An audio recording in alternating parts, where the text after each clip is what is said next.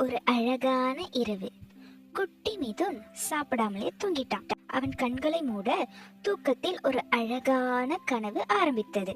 கனவில் அவன் சென்ற இடம் தோசை நகரம். வாவ், இந்த நகரம் ரொம்ப நல்லா இருக்கு.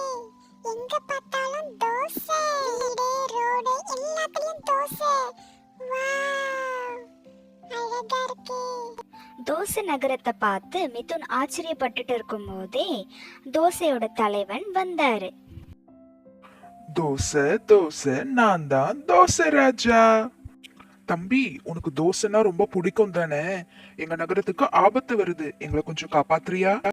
பேசிட்டு இருக்கும் போதே மேல இருந்து பட்டர் மழையா பொழிஞ்சுது. எல்லா தோசைங்களும் பயப்பட ஆரம்பிச்சிருச்சு. எங்களை காப்பாத்துங்க, எங்களை காப்பாத்துங்க. கவலைப்படாதீங்க, நான் உங்களை காப்பாத்துறேன். பட்டரை தோசைக்கல்ல போட்டு தோசை அதுல போட்டு எடுத்தா எல்லாம் மொறுமொறுன்னு ஆயிடும். பட்டரை போட்டு மிதுன் கவனமா தோசைய சுட்டான். எல்லா தோசைங்களும் மகிழ்ச்சி ஆயிடுச்சு.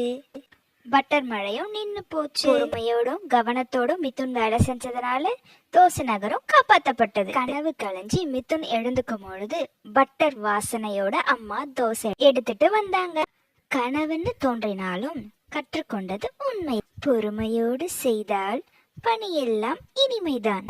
கவனத்தோடு செய்தால் வெற்றி நம்ம கையில தான். ஓகேவா குட்டீஸ்?